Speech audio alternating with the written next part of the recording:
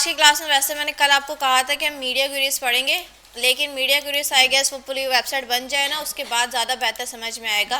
तो आज की क्लास के जो मैंने टॉपिक्स जो है वो डिसाइड किए हैं वो कुछ ये हैं कि सबसे पहले हम पढ़ेंगे CSS वेरिएबल्स, जो कि मोस्ट इम्पॉर्टेंट होते हैं। CSS में भी वेरिएबल्स होते हैं, ठीक है। अब ये कैसे होते हैं, क्या चीज़ें ये हम पढ़ेंगे।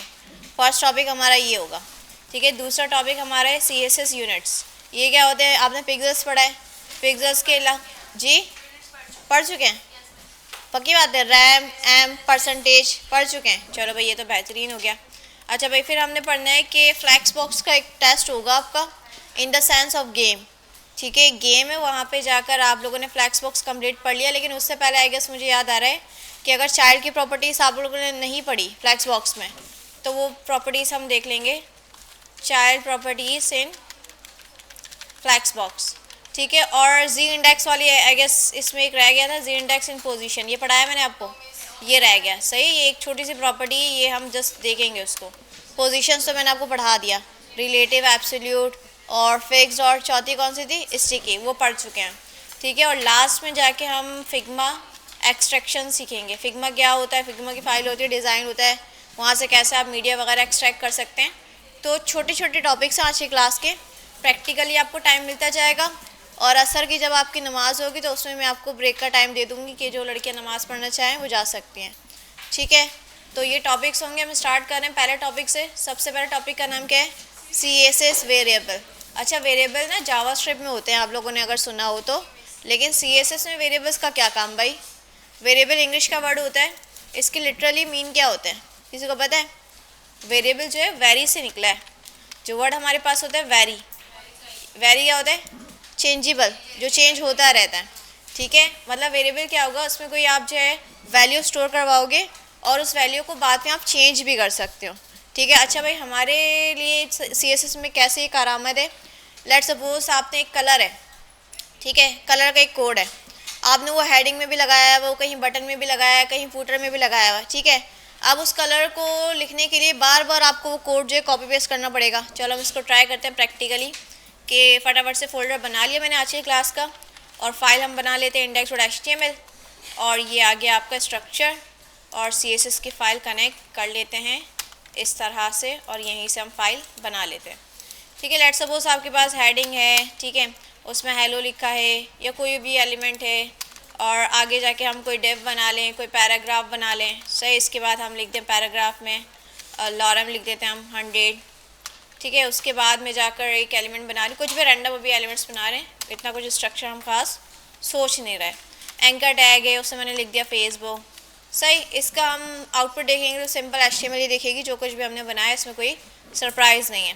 अच्छा, मैंने क्या करना है, हेलो को जो है ना एक कलर देना है। चलो कलर कोई ढूंढ के ले आते हैं, गूगल से उठा लाते हैं, कलर पिकर से कोई कलर को उठा लाते हैं। कलर लगाने के 3 तरीके होते हैं, आपको बताओ।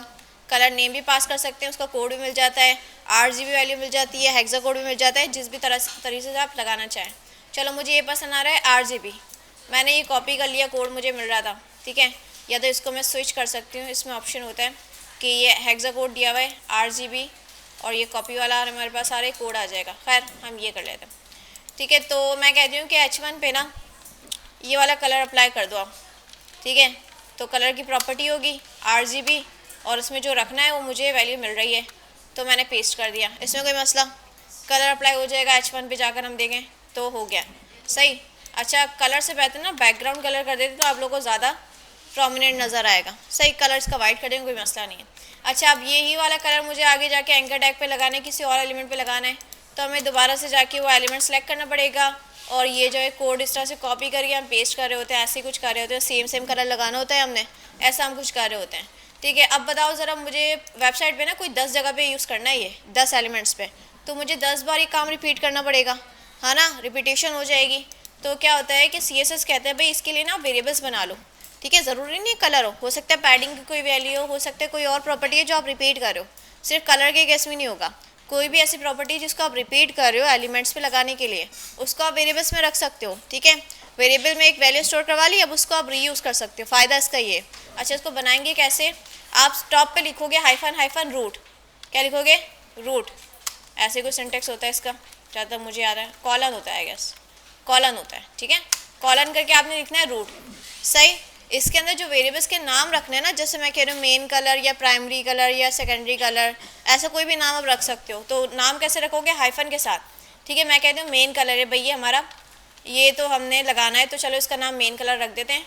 और जो वैल्यू एग्जैक्ट मैं उठा के यहाँ पे रख देती हूँ, ठीक है। मैंने एक वेरिएबल बना लिया, कोई मसला इसमें? बनाया कैसे? सबसे टॉप पे कॉलन यूज़ किया है, रूट लगाया है, और इसके अंदर सारे वेरिएबल्स बनेंगे। वेरिएबल्स के नाम कैसे स्टार्ट होंगे? डबल हाइफन से, ठीक है। नाम आप कुछ भी रख सकते हो, आप चाह रहे हो कि भाई मेन कलर है, प्राइमरी कलर है, जो भी नाम देना चाहो उसको वेरिएबल का दे सकते हैं आप, ठीक है।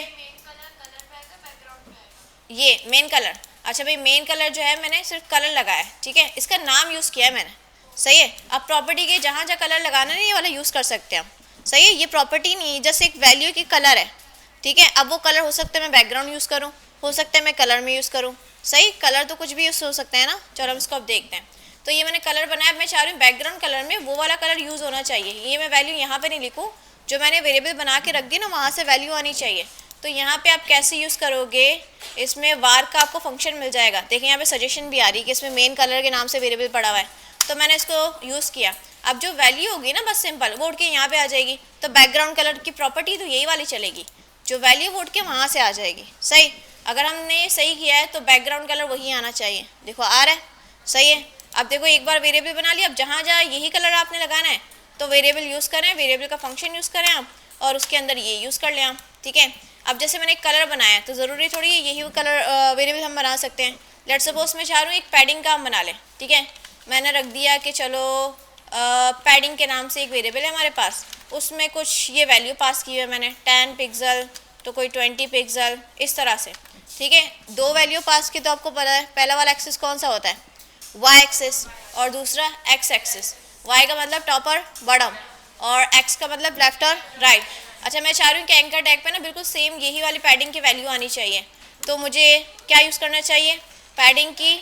ये तो मैंने सही यूज़ किया, ठीक है। अब वैल्यू क्या यूज़ करनी है? इसके अंदर जाके पैडिंग, तो वैल्यू उठ के आएगी, ये एग्जैक्ट वैल्यू उठ कर आएगी यहाँ पे। वो तो नाम से कॉल कर रही हूँ मैं इसको, लेकिन जो वैल्यू उठ कर आएगी वो एग्जैक्ट यहाँ पर आ जाएगी, ठीक है। अब देखें अगर तो ये अप्लाई हुई है तो देखिए पैडिंग आ रही है ना, सही।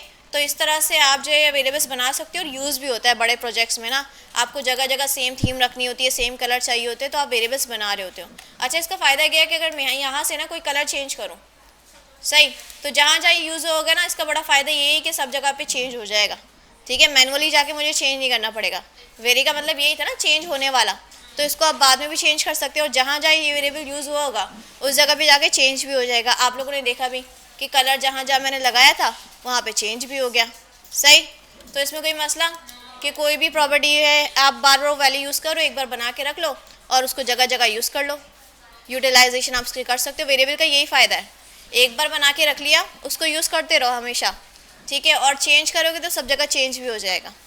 कोई सवाल इसमें? आसान सा सिंटैक्स है, कोई मसला तो नहीं है। चलें इसका प्रैक्टिकल करें आप, सही। इसको प्रैक्टिस करें, फिर नेक्स्ट टॉपिक जो है हम कंटिन्यू करते हैं।